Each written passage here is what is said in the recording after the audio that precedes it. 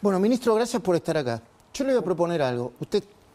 La situación es compleja desde el punto de vista político y económico. Yo sé que usted se limita a hablar del tema de regulaciones y lo respeto, pero la macro me impone que le haga todas las preguntas que le tenga que hacer. Adelante. Bueno, la primera.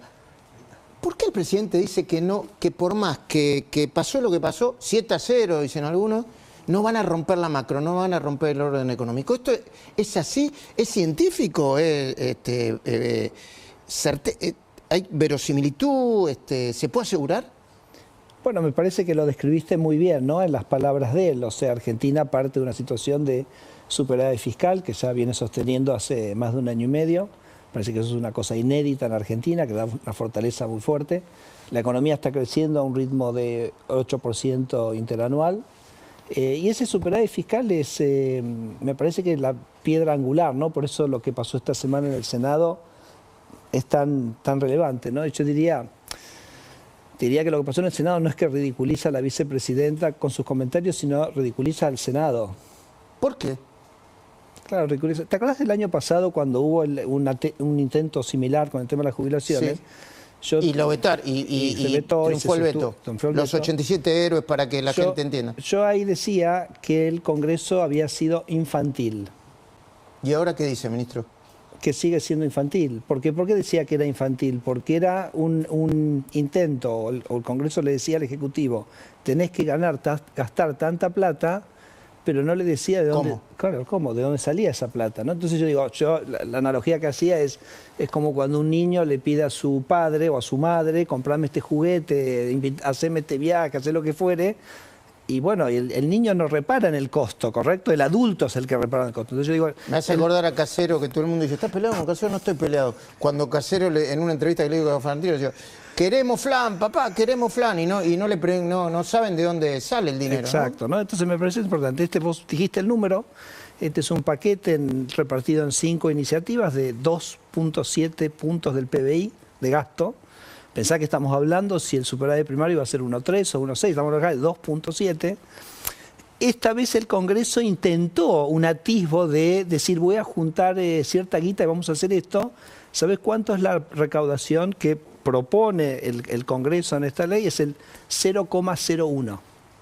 O sea, tendría que hacer 260 veces más de esfuerzo fiscal para cubrir el gasto que está proponiendo. Es una responsabilidad que ni hicieron la cuenta. Es una irresponsabilidad absoluta. Y cuando dicen los gastos de la CIDE, perdón, se pueden discutir si son mucho o poco los gastos de la CIDE. O los viajes, se puede discutir si son muchos. Pero están fuera del orden. Por eso te digo, hicimos la cuenta. Los recursos que ellos dicen poner sobre la mesa es el 0,01 comparado con 2.6. O sea... Pero Federico, yo te puedo hacer esta pregunta porque no habla de política, pero sos muy político. Yo no, a pesar que yo sé. Milei dijo, quieren destruir al gobierno nacional, todos, juegan todo lo que quieran, los espero el 11 de diciembre. No es el gobierno, vos sabés que para mí no es el gobierno, son los argentinos. Porque el superávit fiscal, la baja de gasto que logró hacer Javier Milei el año pasado, básicamente, acordate, cada vez que vos bajás el gasto, no necesitas cobrarle a la gente un impuesto. ¿Cuál fue el impuesto más importante que bajó? La inflación. La inflación, porque dejó de emitir y eso permitió bajar la inflación. La inflación es un impuesto a los pobres.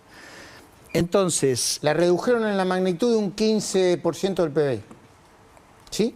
Claro, el déficit fiscal. Pero vos redujiste la emisión, la redujiste a cero directamente. Eso permitió bajar la inflación. Permitiste bajar el impuesto a los pobres. Eso sacó a 11 millones de argentinos de la pobreza. Entonces, esta ley, este conjunto de leyes que propone el Congreso ahora, es volver a esa economía del último año de Massa. Es volver, porque imagínate si te estoy hablando, Massa en el último año le cobró impuesto inflacionario a los pobres por aproximadamente 2,5, 3 puntos del PBI, nos dejó con 70% de niños pobres. Había 11 millones de pobres más en Argentina. Ministro, el Congreso usted está diciendo que este paquete es como si estuvieran gobernando Cristina, Alberto Fernández y Massa. Este paquete es un paquete que revertiría la baja en la pobreza que logró Javier Milei. Es un paquete que crearía 4 o 5 millones de niños pobres en Argentina, ¿no? Entonces digo, el dislate, ¿no? Y uno después tiene como tribus, ¿no? Porque yo digo, bueno, se entiende por qué el peronismo lo hace, ¿no? Porque el peronismo quiere crear problemas. ¿Por qué lo hace? Quiere crear problemas porque ellos piensan que si a Argentina le va mal, esto lo dice muy bien el ministro Luis Caputo, si ellos piensan que si a Argentina le va mal... Ellos vuelven y siguen haciendo negocios. Y para ellos la política no es servicio. Para ellos la política es negocio. La política es un ámbito, es una institución la cual vos la usás para robar. Tuvimos la causa vialidad, te puedo contar del monotributo, te puedo contar de cada una de las instituciones del Estado donde ellos van para rapiñar. Me sorprendió mucho Guillermo Francos hablando de el negocio del CIRA que involucró... Miles la de gente cuando millones. dice CIRA no sabe qué le quiere decir, pero tiene que ver con los permisos de exportación, ¿no? Escucha, vos tenías un momento donde el dólar oficial valía 300 y el libre valía 1.200. Entonces vos tener acceso al oficial... Te convertía en multimillonario porque Bueno, hacías toda la entonces, diferencia que... Tenías que dar algún premio, eso es lo que te hablaba Luis el otro día en la entrevista, tenés que darle un premito a alguien para tener acceso. Okay, son miles y miles de millones de dólares. Había que decirle a la justicia que active ese tipo de ellos cosas, lo ¿no? entendemos. Del peronismo, de la tribu esa, lo entendemos. A mí lo que me llama la atención profundamente es de diputados que yo los considero gente proba, gente honrada, éticamente. ¿Quién? Entonces, te doy Nombres, dos ejemplos de dos tipos que los quiero muchísimo. O sea, por ejemplo, la Coneja Baldassi, tipazo. La Coneja, además Diputado lo de conozco, Córdoba. pero fui compañero yo de diputado con él, estuvimos Sí. en la Cámara juntos, te puedo decir que es un tipazo. Entonces, digo, ¿cómo está Baldassi? ¿No entendió? Claro, ¿por qué vota una cosa que crearía 3 millones de niños pobres? ¿Y el otro? O Juan Manuel López, que Juan Manuel López de la Coalición de la Cívica, Coalición Cívica. Sí, que muy para mí, coherente, honesto. un tipo de los más éticos y más capaces que tiene la Cámara. Hoy se lo Bueno, comentaba. a ver, decía, me voy a ellos decir, te ponen así, porque ustedes son muy crueles. no, Porque pero usted, Sturzenegger, yo le digo... pero porque la crueldad, porque- Luis, es por- tener 10 millones de pobres más, porque vos estás financiando una casta política con un impuesto a los pobres que es la inflación. Está bien, ahora voy a Eso ser es abogado del esa es la diablo. crueldad. Entonces, cuando Sturzenegger reivindica la idea de que desde que empezó el gobierno de Milei hay, creo que 50.000 empleados menos, ¿puede ser? Claro. 50.000 empleados menos. Tiene una crueldad No, no hay- manifiesta porque los deja en la calle. No, pero que está re mal planteada esa pregunta con todo respeto. No, con todo yo- respeto vamos, te lo digo, vamos, ¿no? Con vamos, todo- tranquilo. Súper mal planteada la pregunta, porque disculpame que te lo digo así para No, hacer más pero- fuerte el punto. Está bien, está bien. Vos no me tenés que preguntar por los 50.000 ñoquis que se quedaron sin trabajo. Me tenés que... Perdón, a las cuentas los autorizo a poner. Y Sturzenegger lo domó y le dio una paliza, porque No. es una pregunta bien provocativa. No, hay problema. Lo hago, está bien. es una jueves. significación. No autorizo Pero nada. escucha, es un no, juego, porque sí. es muy importante este punto. Es re importante este punto. Vos no me tenés que preguntar por qué pasó con los puestos de los 50.000 ñoquis que se fueron del Estado. Me tenés que preguntar sobre los miles de puestos de trabajo que se crearon cuando nosotros le devolvimos 2.000 millones de dólares a los argentinos que hoy no se los tenemos que cobrar porque no tenemos que pagar esos ¿Y 50.000 dónde están empleados. esos ¿Me sí. me seguiste el punto, no? Sí, pero se crearon esos... Pero por supuesto que sí. ¿Y dónde están? Si hay más desocupación hoy, en términos... No, pero, a ver, Luis, hoy Argentina tiene más empleados que hace un año. Último estadística de empleo. Empleo formal. Empleo. 13 millones, te doy el número exacto, ¿ok? Sí. 13.300.000 personas empleadas. Primer trimestre del año 2025, 13.100.000, 13.300.000, 13.100.000 hace un año. Te lo comparo en el año. 200.000 más. Más, 200.000 más. Te lo ¿Y comparo. por qué la tasa de desocupación creció? No, porque... la gente busca más trabajo. Exacto. Porque ¿no? hay más gente buscando trabajo. Entonces, pero esto me parece que a mí es un punto absolutamente conceptual importante, que es que cuando uno aplica la motosierra, y como yo siempre digo, la crueldad es el Estado grande que le chupa plata a la gente para pagar a la casta política. Cuando vos aplicás la motosierra y bajás el gasto, bajás lo que le tenés que sacar a la gente para financiar ese gasto. Cuando a la gente le queda esa guita en el bolsillo, ¿qué hace, Luis?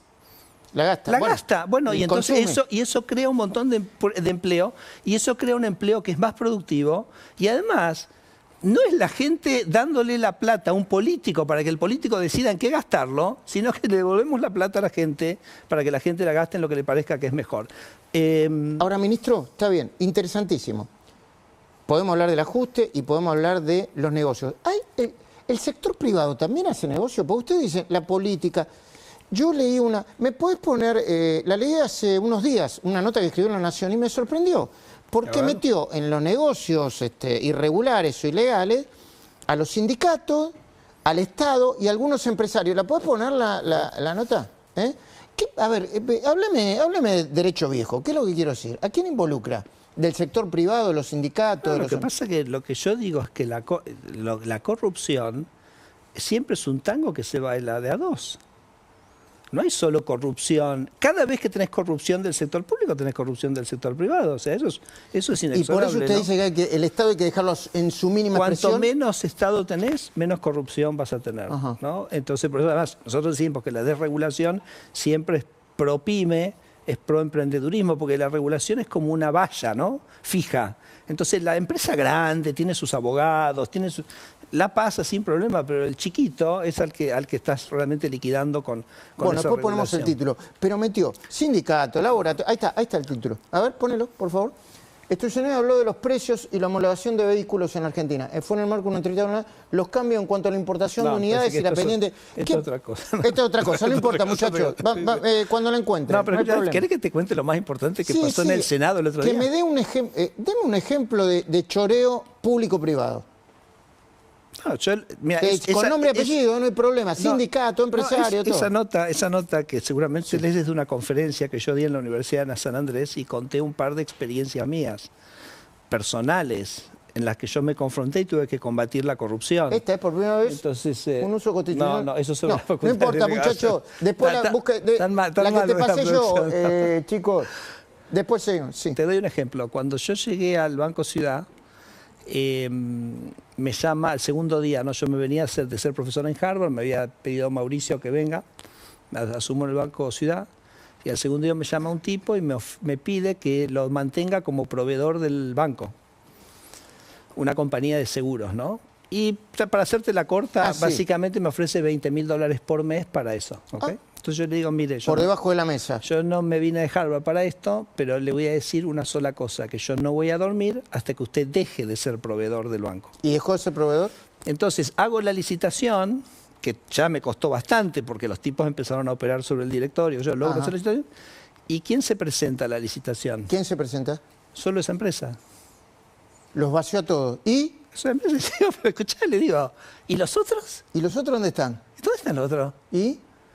Y están todos en parte de ese tema. Entongados. ¿Entendés? Todos dicen, el Banco Ciudad es para esta empresa. Entonces, hicieron como hacían la camarita de los transportistas. Exacto. Entonces logré yo hablar con una persona que era el presidente de Sancor Seguros, Néstor Abatidaga. Sí. Dije, Néstor, ¿qué pasó? ¿Qué sé yo? Bueno, presentate la licitación. Le digo, yo te digo, vos presentate. Sí. Ahora, ¿y el sindicato no está metido? Sí, te termino el cuento, porque es bastante interesante. Sí. Cuando Sancor Seguros se presenta a la licitación, se presentan todos. Y adjudiqué a un quinto del valor que tenía antes. ¿Okay? Después, cuando fui presidente del Banco Central, saqué la obligación de este seguro, se acabó. Muerto el perro, muerta la rabia. Pero entonces después, te remato con esto, discúlpame. Sí. No. Después me llamaban las compañías de seguro y me felicitaban que había desarmado eso. Y yo le digo, vos sos un reverendo hijo de puta. Si ustedes estaban entongados. ¿Y dónde estabas cuando yo te necesitaba para quebrar este monopolio? ¿No? Ahora con Mauricio, con Javier, con Javier, se ocurrió lo siguiente, que nosotros acabamos de sacar y cambiar el régimen de la obra pública y de la construcción. Viste que Javier siempre habla de la Cámara Argentina de la Corrupción. Sí. ¿Y la Cámara Argentina de la Corrupción le dice a la Cámara Argentina? Siempre le ha dicho la Cámara Argentina de la Corrupción. A ver, tenemos un montón de gente que han públicamente declarado, pero hay gente que públicamente ha declarado que ha pagado coimas, ¿ok? Y están dando vueltas por ahí. Sí. Entonces, pero fue muy interesante la conversación con el presidente, porque... ¿Cómo va a ser ahora eso? Escuchá, la ley era la que armaba la corrupción. Esto es lo más sorprendente.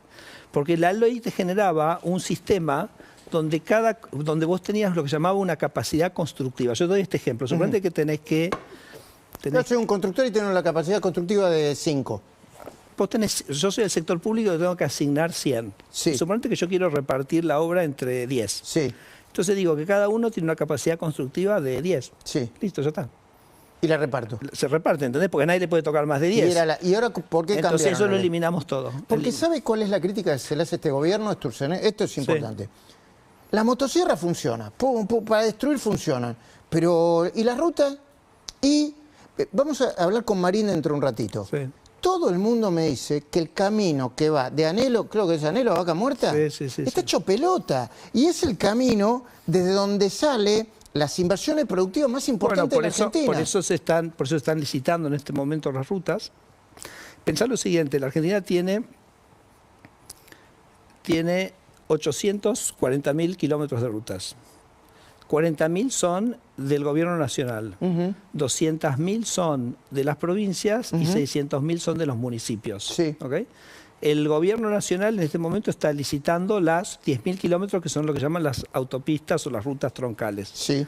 El resto de los 30.000 los llevaba a Vialidad y ahora lo hemos desguazado a Vialidad en 3 partes y se van a seguir manteniendo transitoriamente hasta que podamos tercerizar el mantenimiento. Así que no, eso es algo en lo que obviamente tenemos que seguir trabajando. Ok.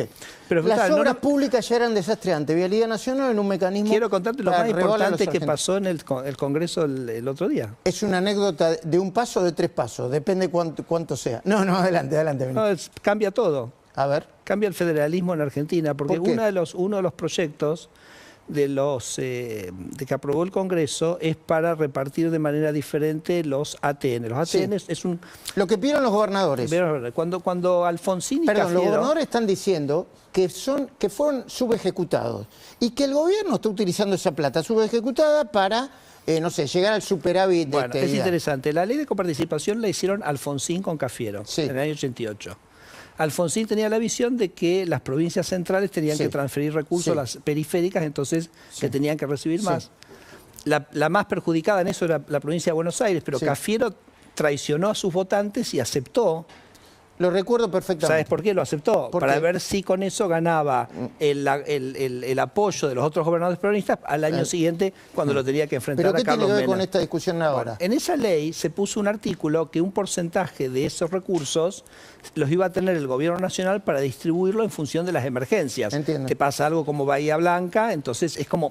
Parte del federalismo es dejamos una platita ahí para poder usarla y eso es lo que los gobernadores ahora quieren apropiarse y decir, mira, eso vamos a repartirlo como se reparte el resto de la coparticipación. Se lo quieren quitar.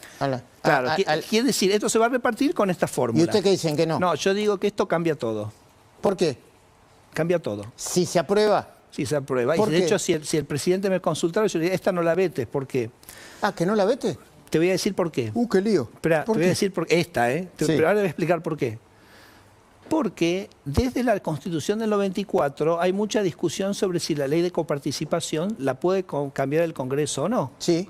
En general se dice, la ley de coparticipación, si se cambia, necesita que cada una de las provincias lo ratifique. Entonces esos porcentajes, por ejemplo, que tiene Formosa, se van a ser discutidos. No, digo, estaban blindados. Claro. Porque no se podían cambiar. Y si se aprueba esto, empieza... ¿Me lo entendiste? Sí, ¿Me lo entendiste? Se empiezan a pelear entre ellos. Acaba de validar el Senado que la ley de coparticipación se puede cambiar con una ley simple del Congreso. Y entonces van a empezar a tironear todo. Cambió todo, porque digamos, ahora de repente toda la discusión del federalismo, donde yo creo que para Mayans es el error político más grande de su carrera, porque en cierto sentido esos recursos que Formosa tenía blindados, que no se podían tocar, si Formosa, digamos la legislatura de Formosa, ahora de repente el válido...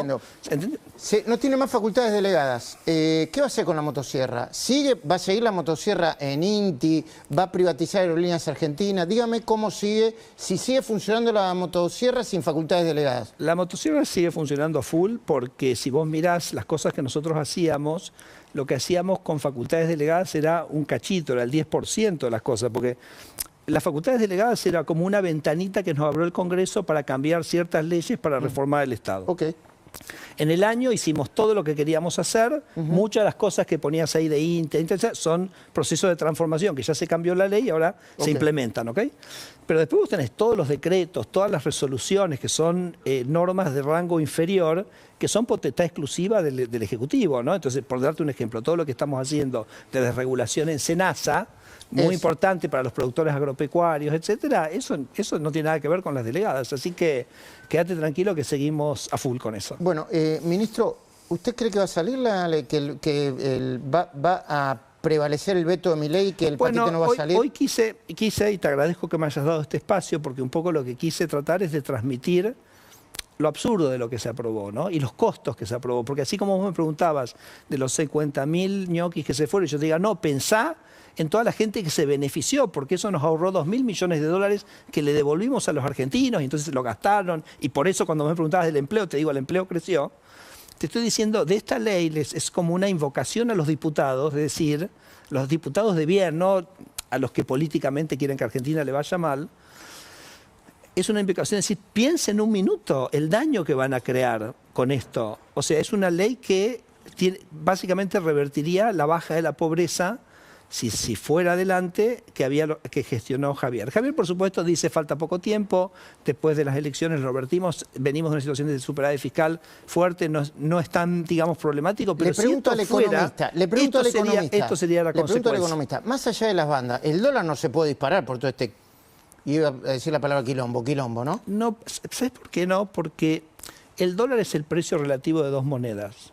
Si vos imprimís muchos pesos, el valor del peso cae. Y esta semana van a lanzar un instrumento para absorber peso de nuevo, que no recuerdo. Es más, te digo, es como... Si hubiéramos hecho este programa, por ejemplo, hace un mes, hubiera llamado a cualquier economista, te hubiera dicho, uy, yo pienso que el dólar está apreciado, que está muy barato el dólar. ¿Viste? Cada uno hace un libre... Como dice el presidente, la opinión que vale no es la que viene acá a un programa, es la que él pone la guita y está, digamos, comprando y vendiendo. ¿Okay? Pero y entonces el mercado te dice ese valor. No va a haber una devaluación brusca. Espera, lo que te quiero decir es lo siguiente. Desde ese momento, ahora, el dólar se depreció un 20%. Y en ese momento te decían, y si se depreciara 20%... Bueno, entonces, pero en las últimas semanas se apreció el dólar, ¿eh? No, por eso aumentó de valor el dólar, ¿no? Entonces, corrigió. Y esa es la maravilla que tenemos un tipo de cambio flotante. Okay. Entonces, si en algún momento el tipo de cambio necesita un acomodamiento, pero es esa volatilidad, como te decía Luis Caputo, de 1000 a 1400. Claro, es una volatilidad dentro de una banda, pero que no puede ir a ningún lado porque no hay pesos para que vaya. Y tampoco puede haber un brote altamente inflacionario. Porque es lo mismo, el tipo de cambio es simplemente una consecuencia de la emisión monetaria y la inflación también.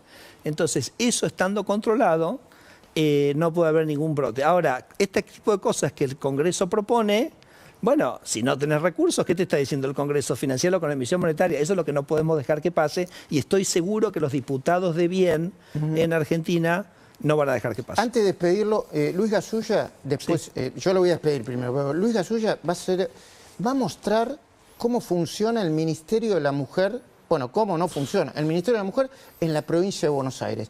¿Usted recuerda cuánto se ahorró el Estado cerrando más o menos el Ministerio de la Mujer? Mirá, el primer decreto delegado fue el cierre del INADI. Y nosotros, no recuerdo el número exacto, Luis, pero era importante. Pero nosotros decimos, el INADI y el Ministerio de la Mujer, nosotros siempre decimos que era un aguantadero de la política y instituciones para hacer un uso ideológico del Estado, ¿ok? Bueno, la gente que le tiró caca a la casa de Espert eran... Del Ministerio de la Mujer. O sea, del Ministerio de la convivencia social. Y ahora cuando ve este informe entonces va a ver... Yo por eso digo que Kicillof es bárbaro tenerlo como contendiente porque te muestra todo lo que no querés ser, ¿ok? Entonces, así que bueno, ahí nos demostró que el Ministerio de la Mujer era un aguantadero de la casta y se usaba para políticamente el gobierno. Ministro, gracias. Gracias a vos. Querido